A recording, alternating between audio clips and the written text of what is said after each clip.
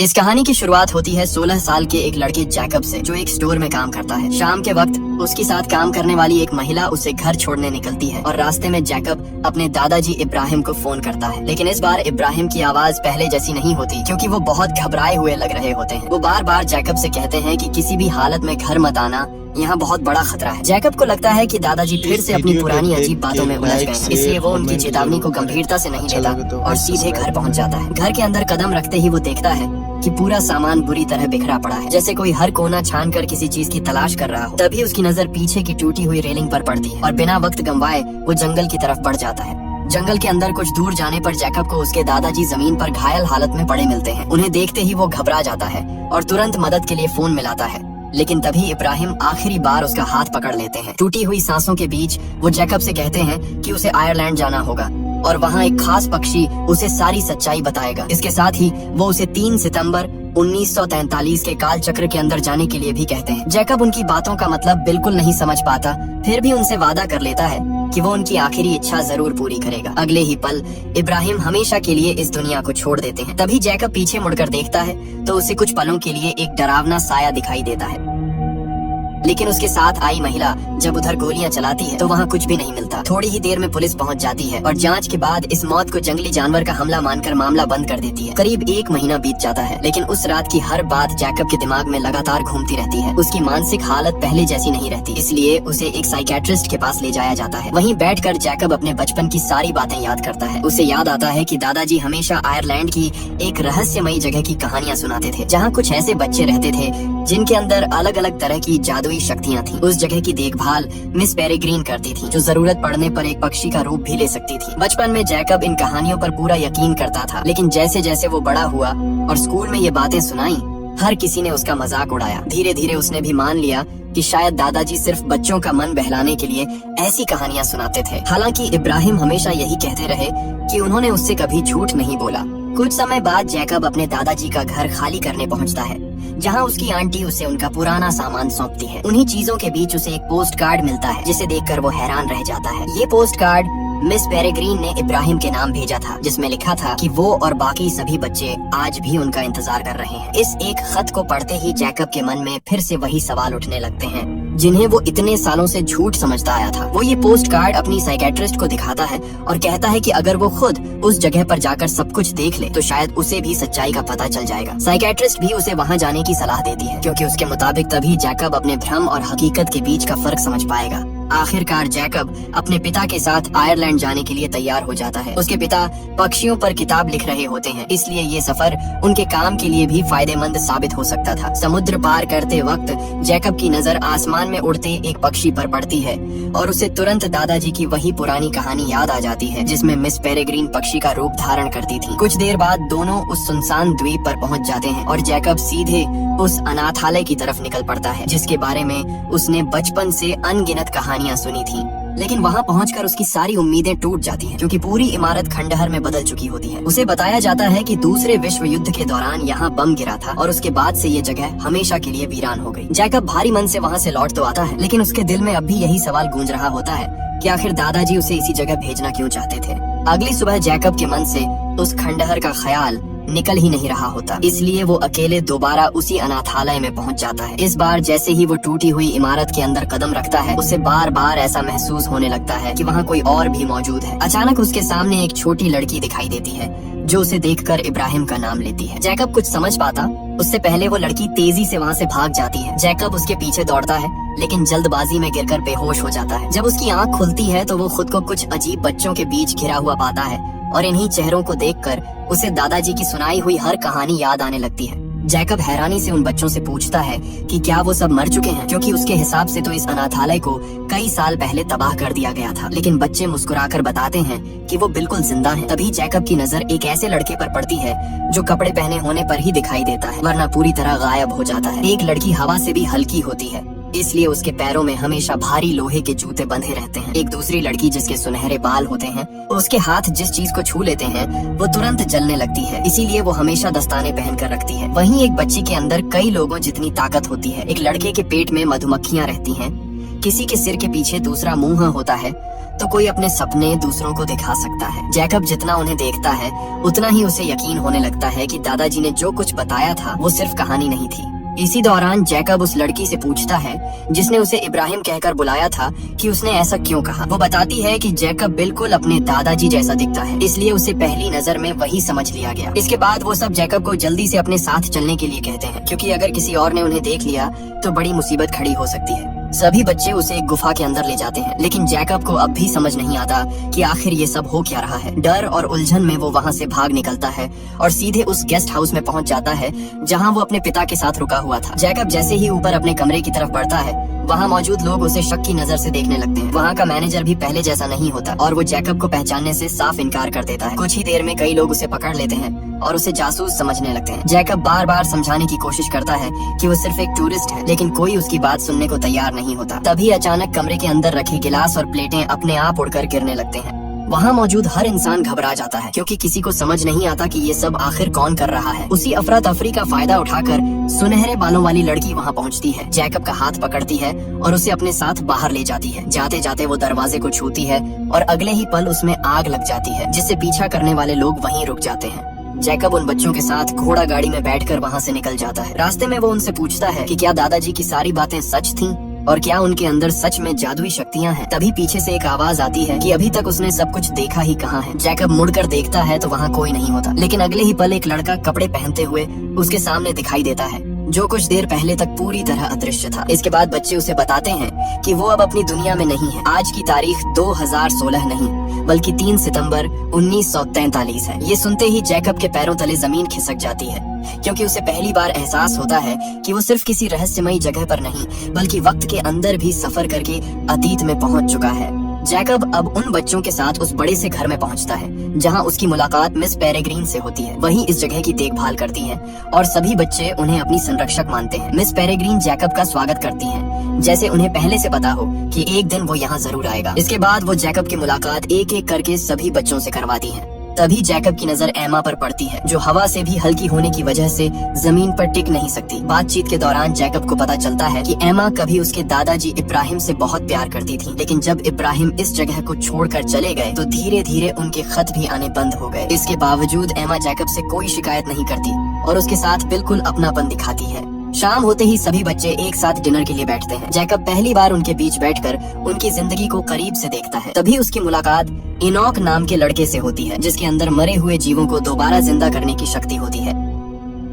लेकिन Enoch Jacob को बिल्कुल पसंद नहीं करता। उसकी नजर में इब्राहिम ने इस जगह को छोड़कर बहुत बड़ी गलती की थी, इसलिए वो नहीं चाहता कि अब उनका पोता भी यहाँ का हिस्सा बने। पूरे खाने के दौरान इनॉक का रवैया जैकब के लिए ठंडा ही रहता है, जबकि बाकी बच्चे धीरे धीरे उसके साथ खुलने लगते हैं। डिनर खत्म होने के बाद जैकब वापस अपनी दुनिया में लौटने की तैयारी करता है। तभी बच्चे उसे कहते हैं कि जाने से पहले उसे एक ऐसी चीज जरूर देखनी चाहिए जो इस पूरी जगह का सबसे बड़ा राज है। सभी बच्चे घर के बाहर इकट्ठा हो जाते हैं और अपने अपने चेहरे पर मास्क पहन लेते हैं। कुछ ही पल बाद आसमान में युद्ध के जहाज दिखाई देने लगते हैं, जो तेजी से उनकी तरफ बढ़ रहे होते हैं। जैकब कुछ समझ पाता उससे पहले एक जहाज उनके घर के ठीक ऊपर बम गिरा देता है, लेकिन जैसे ही बम घर से टकराने वाला होता है, मिस पेरेग्रीन अपनी खास घड़ी निकालती है और उसकी शक्ति का इस्तेमाल करती है। अगले ही पल समय पीछे लौट जाता है और पूरा दिन फिर से उसी सुबह से शुरू हो जाता है, जैसे कुछ हुआ ही नहीं था। अब मिस पेरेग्रीन जैकब को इस जगह का सबसे बड़ा रहस्य बताती है। वो समझाती है कि ये जगह एक काल चक्र के अंदर मौजूद है, जहाँ हर दिन सिर्फ 3 सितंबर 1943 ही रहता है। जैसे ही दिन खत्म होने वाला होता है, वो समय को दोबारा पीछे ले जाती है और वही दिन फिर से शुरू हो जाता है। इसी वजह से यहाँ रहने वाले किसी भी बच्चे की उम्र कभी नहीं बढ़ती। दूसरी तरफ असली दुनिया का समय लगातार आगे बढ़ता रहता है, इसलिए बाहर की दुनिया में कई दशक गुजर चुके हैं, लेकिन इस काल चक्र के अंदर रहने वाले सभी बच्चे अब भी उसी उम्र में हैं। जैकब को अब समझ आने लगता है कि दादाजी ने आखिर क्यों कहा था कि उसे इसी तारीख और इसी जगह पर आना होगा। कुछ देर बाद जैकब उसी गुफा के रास्ते वापस अपनी दुनिया यानी 2016 में लौट आता है। अपने कमरे में पहुंचकर वो खत निकालता है, जिसे वो मिस पेरेग्रीन के घर से चुपके से ले आया था। ये खत उसके दादाजी ने मिस पेरेग्रीन के नाम लिखा था। खत पढ़ते ही जैकब के चेहरे का रंग बदल जाता है, क्योंकि उसमें लिखा होता है कि मिस्टर बैरन के लोग इंग्लैंड के एक दूसरे काल चक्र के आसपास दिखाई दिए हैं। इब्राहिम ने खत में साफ चेतावनी दी थी कि दुश्मन बहुत जल्द बाकी काल चक्रों तक भी पहुंच सकता है, इसलिए बच्चों को बचाने के लिए नया और सुरक्षित काल चक्र बनाना जरूरी है। यही खत जैकब को पहली बार यह एहसास कराता है कि उसके दादाजी जिस खतरे की बात करते थे वो अब पहले से कहीं ज्यादा करीब आ चुका है। अगले दिन जैकब वही खत लेकर दोबारा कालचक्र के अंदर पहुंच जाता है और सीधे मिस पेरेग्रीन से मिलने जाता है। वो उन्हें बताता है कि उसके दादाजी की मौत किसी जंगली जानवर की वजह से नहीं हुई, बल्कि किसी ने उनका पीछा किया था। जैकब ये भी कहता है कि अगर इब्राहिम का उन खतरनाक लोगों से कोई रिश्ता था तो उसे पूरी सच्चाई जाननी होगी। मिस पेरेग्रीन उसके हाथ में मौजूद खत देखती है, लेकिन उसे डांटते हुए कहती है कि उसे बिना इजाजत ये खत कभी नहीं लेना चाहिए था। इसके बावजूद वो समझ जाती है कि अब जैकब को सच से ज्यादा देर तक दूर नहीं रखा जा सकता। हालांकि वो अभी भी पूरी बात बताने से बचती है और जैकब को अपने साथ चलने के लिए कहती है। इसके बाद एमा जैकब को एक ऐसी जगह लेकर जाती है जहाँ वो पहले कभी नहीं गया होता। वहाँ पहुँचकर जैकब देखता है कि मिस पेरेग्रीन पहले से किसी चीज का इंतजार कर रही हैं, जैसे उन्हें ठीक ठीक पता हो कि अगले ही पल क्या होने वाला है। कुछ ही देर बाद एक अदृश्य दैत्य वहाँ आ पहुँचता है। वहाँ मौजूद बाकी बच्चों को वो बिल्कुल दिखाई नहीं देता, लेकिन जैकब साफ साफ उसे देख लेता है। मिस पेरेग्रीन बिना देर किए उस दैत्य पर हमला करती है और आखिरकार उसे खत्म कर देती है। पूरा दृश्य देखकर जैकब हैरान रह जाता है। दैत्य के मरने के बाद एमा जैकब से पूछती है कि क्या उसने भी उस जीव को देखा था। जब जैकब हाँ में जवाब देता है तो एमा बताती है कि यही उसकी असली शक्ति है। उस दैत्य को यहाँ मौजूद कोई भी बच्चा नहीं देख सकता, लेकिन जैकब ने उसे साफ देख लिया। वो कहती है कि बिल्कुल यही ताकत उसके दादाजी इब्राहिम के अंदर भी थी। जैकब अब भी खुद को एक साधारण लड़का मानता है, लेकिन एमा उसे समझाती है कि अगर वो आम इंसान होता तो कभी इस काल चक्र के अंदर प्रवेश ही नहीं कर पाता। तभी मिस पेरेग्रीन भी वहाँ आ जाती हैं और बताती हैं कि उन्हें जैकब के जन्म से ही उसकी शक्ति के बारे में पता था। इब्राहिम चाहते थे कि उनका पोता पहले सामान्य जिंदगी जिए, इसलिए उन्होंने उसके 18वें जन्मदिन से पहले ये राज कभी नहीं बताया। इसके बाद मिस पेरेग्रीन जैकब को एक पुरानी किताब दिखाती है जिसमें उनके पूरे इतिहास का जिक्र होता है। वो बताती हैं कि बहुत समय पहले कुछ पेक्यूलियर लोग कालचक्र में रहते रहते थक गए थे। उनका मानना था कि अगर एम्ब्रिन की शक्तियों का सही इस्तेमाल किया जाए तो वो कालचक्र के बाहर भी हमेशा जवान रह सकते हैं। इन्हीं लोगों का नेता मिस्टर बैरन था। उसने एक एम्ब्रिन को पकड़कर उसके ऊपर खतरनाक प्रयोग किया, लेकिन उसका प्रयोग सफल होने के बजाय उल्टा पड़ गया। अमर बनने की जगह वो और उसके साथी भयानक अदृश्य दैत्यों में बदल गए। कई सालों की कोशिश के बाद बैरन को फिर इंसानी रूप पाने का तरीका मिल गया। उसे पता चला कि अगर वो शक्तिशाली बच्चों की आंखें निकालकर उनका इस्तेमाल करे तो वो खुद और अपने साथियों को दोबारा इंसान बना सकता है। तभी से वो अलग अलग काल चक्रों पर हमला करके बच्चों का शिकार कर रहा था। इतने में वहाँ एक दूसरी एम्ब्रिन पहुँचती है जो बुरी तरह डरी हुई होती है। वो बताती है कि बैरन ने उसके काल चक्र का पता लगा लिया था और उसके लगभग सभी बच्चों को मार डाला। किसी तरह अपनी जान बचाकर वो यहाँ तक पहुँच पाई है। वो सबको चेतावनी देती है कि अब कोई भी काल चक्र सुरक्षित नहीं रहा। बैरन पहले से ज्यादा ताकतवर हो चुका है और इस बार उसका निशाना सिर्फ बच्चे नहीं बल्कि एम्ब्रिन भी हैं। ये बात सुनते ही मिस पेरेग्रीन समझ जाती है कि अब यहाँ रुकना खतरे से खाली नहीं है। वो फैसला करती हैं कि सभी बच्चों को लेकर जल्द से जल्द नया और सुरक्षित कालचक्र ढूंढना होगा, क्योंकि दुश्मन अब उनके दरवाजे तक पहुँचने ही वाला है। मिस पेरेग्रीन सभी बच्चों को जल्दी से सफर की तैयारी करने के लिए कह देती है। दूसरी एम्ब्रिन की बातों से साफ हो चुका था कि बैरन एक एक करके हर काल चक्र तक पहुंच रहा है, लेकिन जैकब इस लड़ाई का हिस्सा नहीं बनना चाहता। उसे लगता है कि ये दुनिया उसकी नहीं है, इसलिए वो किसी से कुछ कहे बिना वापस अपनी दुनिया यानी 2016 में लौट आता है। वहाँ पहुंचकर भी उसका मन बिल्कुल शांत नहीं होता, क्योंकि काल चक्र में देखी हर चीज लगातार उसके दिमाग में घूम रही होती है। तभी रास्ते में उसकी नजर एक ऐसी लाश पर पड़ती है जिसकी हालत बिल्कुल उसके दादाजी जैसी होती है। उसी पल उसे यकीन हो जाता है कि अदृश्य दैत्य अब उसकी दुनिया तक भी पहुँच चुके हैं। जैकब बिना एक पल गंवाए दोबारा गुफा की तरफ भागता है ताकि मिस पेरेग्रीन को इस नए खतरे के बारे में बता सके, लेकिन उसे बिल्कुल भी अंदाजा नहीं होता कि कोई लगातार उसका पीछा कर रहा है। जैसे ही वो गुफा के अंदर दाखिल होता है उसके पीछे पीछे एक आदमी भी वहाँ पहुँच जाता है। पहले तो वो खुद को एक साधारण इंसान की तरह पेश करता है और जैकब से सवाल पूछने लगता है, लेकिन अगले ही पल उसका चेहरा बदलने लगता है। जैकब हैरान रह जाता है क्योंकि उसके सामने खड़ा इंसान कोई और नहीं बल्कि वही साइकियाट्रिस्ट होता है जिससे वो पिछले कई दिनों से मिलता आ रहा था। अब उसका असली रूप सामने आ चुका था और वही खतरनाक बैरन था जिसकी कहानियां मिस पेरेग्रीन ने अभी अभी उसे सुनाई थी। बैरन जैकब को बंदी बनाकर सीधे मिस पेरेग्रीन के घर पहुंच जाता है। वहां पहुंचते ही वो साफ कह देता है कि अगर मिस पेरेग्रीन ने खुद को उसके हवाले नहीं किया तो जैकब जिंदा नहीं बचेगा। मिस पेरेग्रीन अच्छी तरह जानती थी कि जैकब की शक्ति उनके लिए कितनी अहम है, क्योंकि अदृश्य दैत्यों को देखने वाला अब वही अकेला इंसान बचा था। बच्चों की जान बचाने के लिए वो अपनी मर्जी से पक्षी का रूप धारण करती है और बैरन खुद उन्हें एक पिंजरे में कैद कर लेता है। जाने से पहले मिस पेरेग्रीन जैकब की तरफ देखती है और उसे सिर्फ एक जिम्मेदारी सौंपती है। वो कहती हैं कि अब बाकी सभी बच्चों की सुरक्षा उसी के हाथ में है। इसके बाद बैरन उन्हें अपने साथ लेकर वहाँ से निकल जाता है। दूसरी एम्ब्रिन बच्चों को लेकर वहाँ से सुरक्षित निकलने की कोशिश करती है, लेकिन तभी एक अदृश्य दैत्य उन पर हमला कर देता है और उन्हें भी पकड़ लिया जाता है। हालांकि इस अफरा तफरी के बीच जैकब और बाकी सभी बच्चे किसी तरह घर से बाहर निकलने में कामयाब हो जाते हैं। तभी आसमान में फिर से युद्ध के जहाज दिखाई देने लगते हैं। इस बार कोई भी समय को पीछे नहीं घुमा सकता, क्योंकि मिस पेरेग्रीन अब वहाँ मौजूद नहीं थी। कुछ ही सेकंड बाद बम सीधे घर पर गिरता है और पूरा अनाथालय जोरदार धमाके के साथ तबाह हो जाता है। लेकिन बच्चे पहले ही बाहर निकल चुके होते हैं, इसीलिए उनकी जान बच जाती है। उसी धमाके में वहाँ मौजूद अदृश्य दैत्य भी खत्म हो जाता है और अब उनके पास पीछे लौटने के लिए कोई घर नहीं बचता। घर के पूरी तरह बर्बाद होने के बाद जैकब सभी बच्चों को इकट्ठा करता है। अब सबका सिर्फ एक ही मकसद होता है, किसी भी कीमत पर मिस पेरेग्रीन को बैरन के कब्जे से छुड़ाना। बच्चों को अंदाजा होता है कि बैरन उन्हें कहां लेकर गया होगा, इसलिए वो समुद्र के किनारे पहुंच जाते हैं। वहां एमा अपनी शक्ति का इस्तेमाल करके समुद्र की गहराई में डूबे एक पुराने जहाज को ऊपर ले आती है। जहाज के अंदर कई पुराने कंकाल भी पड़े होते हैं, लेकिन इस वक्त किसी का ध्यान उन पर नहीं होता। सभी बच्चे उसी जहाज पर सवार होकर बैरन के ठिकाने की तरफ निकल पड़ते हैं।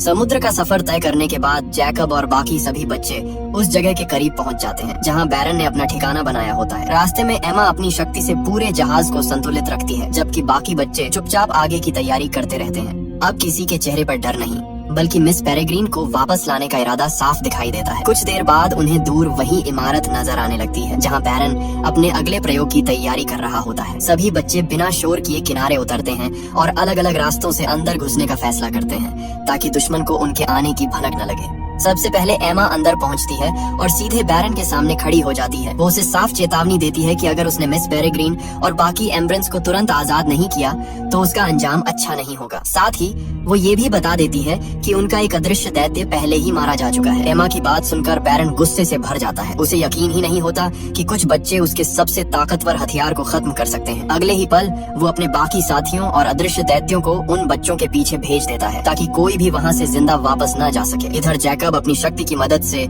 हर उस अदृश्य दैत्य की जगह पहचान लेता है जिन्हें बाकी बच्चे नहीं देख सकते। वो लगातार अपने साथियों को उनकी दिशा बताता रहता है, जिससे सबको हमला करने का मौका मिल जाता है। तभी इनॉक अपनी सबसे खास शक्ति का इस्तेमाल करता है। वो डूबे हुए जहाज के अंदर पड़े सभी कंकालों को दोबारा जिंदा कर देता है। अगले ही पल पूरा जहाज चलते फिरते कंकालों से भर जाता है और वो सीधे अदृश्य दैत्यों पर टूट पड़ते हैं। बच्चों की चाल कामयाब हो जाती है क्योंकि लड़ाई के दौरान दैत्यों पर ऐसा पदार्थ लग जाता है कि अब वो सभी को साफ दिखाई देने लगते हैं। इसके बाद कंकाल और बच्चे मिलकर एक एक करके उन दैत्यों का अंत करना शुरू कर देते हैं। बाहर भयानक लड़ाई चल रही होती है, जबकि उसी दौरान जैकब और कुछ बच्चे अंदर की तरफ बढ़ते रहते हैं। उनका असली मकसद मिस पेरेग्रीन और बाकी एम्ब्रेंस तक पहुंचना होता है। रास्ते में बैरन के कई साथी उन्हें रोकने की कोशिश करते हैं, लेकिन हर बच्चा अपनी अपनी शक्ति का इस्तेमाल करके उनका सामना करता है। कोई अपनी ताकत से दुश्मनों को दूर फेंक देता है, कोई आग से रास्ता साफ करता है, तो कोई हवा की मदद से अपने साथियों को बचाता है। कुछ ही देर में बैरन के कई आदमी हार मानने पर मजबूर हो जाते हैं और बच्चों का रास्ता खुल जाता है। आखिरकार जैकब उस कमरे तक पहुंच जाता है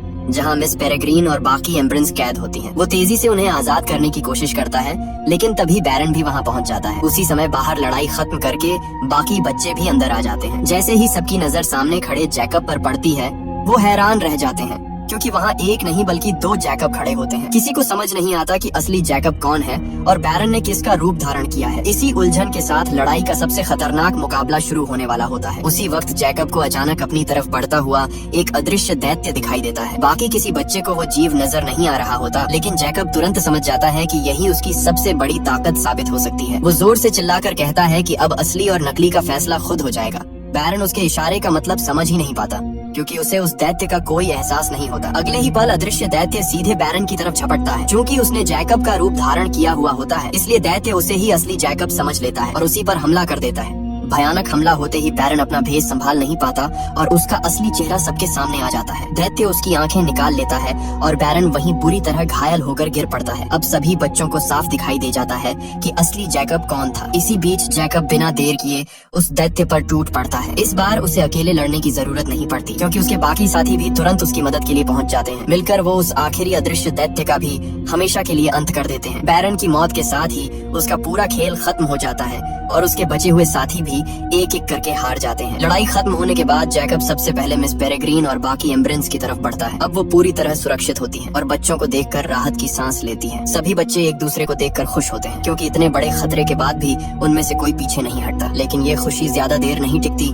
क्योंकि मिस पेरेग्रीन तुरंत सबको याद दिलाती है कि वो अभी भी अपने असली समय से बहुत दूर है। अगर बच्चे ज्यादा देर तक इसी वक्त में रुके रहे तो काल चक्र के बाहर उनकी उम्र तेजी से बढ़ने लगेगी और उनकी जान भी खतरे में पड़ सकती है। मिस पेरेग्रीन फैसला करती हैं कि अब सभी बच्चों को तुरंत वापस अपने समय में लौटना होगा। एमा जैकब के पास आती है और उसे बताती है कि उनका सफर अब यहीं से अलग होने वाला है। वो चाहती है कि जैकब अपने समय में रहे क्योंकि वहीं उसकी जरूरत है। जैकब ये सुनकर खामोश हो जाता है, लेकिन वो समझ चुका होता है कि हर किसी की अपनी जगह होती है। एमा और बाकी सभी बच्चे मिस पेरेग्रीन के साथ वापस अपने कालचक्र में लौटने की तैयारी करने लगते हैं। जाने से पहले एमा जैकब से कहती है कि उसका यहाँ रुकना ही सही होगा क्योंकि उसकी दुनिया में अभी बहुत कुछ बाकी है। जैकब उसे रोकना चाहता है, लेकिन वो समझ चुका होता है कि अगर बच्चे अपने समय पर वापस नहीं पहुँचे तो उनकी उम्र अचानक बढ़ने लगेगी। भारी मन से वो एमा को जाते हुए देखता रहता है, जबकि मिस पेरेग्रीन सभी बच्चों को लेकर वहाँ से निकल जाती है। कुछ ही पलों में जैकब अकेला रह जाता है और फिर अपने घर की तरफ लौट पड़ता है।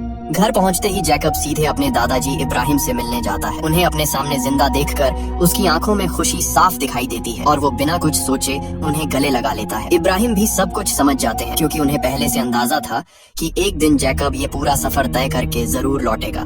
जैकब चाहता है कि अब सब कुछ पहले जैसा हो जाए, लेकिन इब्राहिम उसे बताते हैं कि उसकी मंजिल अभी खत्म नहीं हुई। वो कहते हैं कि जिस इंसान का इंतजार उसे करना चाहिए वो कोई और नहीं बल्कि एमा है और उसे वापस उसी के पास जाना होगा। इसके बाद इब्राहिम अपने पास रखा एक पुराना नक्शा जैकब को देते हैं। इस नक्शे में दुनिया भर के अलग अलग काल चक्रों का पूरा रास्ता बना होता है। वो बताते हैं कि अब सीधा उस काल चक्र में पहुंचना मुमकिन नहीं जहां से एमा गई है, क्योंकि वो रास्ता हमेशा के लिए बदल चुका है। अगर जैकब सच में उससे दोबारा मिलना चाहता है तो उसे कई अलग अलग काल चक्रों से गुजरना होगा। हर काल चक्र उसे एक नए समय तक पहुँचाएगा और आखिर में वो उसी साल तक पहुंच सकेगा जहां से एमा का सफर दोबारा शुरू होगा। जैकब बिना कोई सवाल किए ये नक्शा अपने पास रख लेता है। इसके बाद जैकब अपनी नई यात्रा शुरू करता है। वो एक काल चक्र से निकलकर दूसरे काल चक्र में जाता है और लगातार समय के अलग अलग पड़ाव पार करता रहता है। आखिरकार लंबा सफर तय करने के बाद वो 1942 में पहुंच जाता है, लेकिन यहाँ पहुंचने के बाद भी उसकी मंजिल पूरी नहीं होती क्योंकि एमा से मिलने के लिए उसे पूरे 1 साल इंतजार करना पड़ता है। इस दौरान वो अपनी पहचान छिपा कर रहता है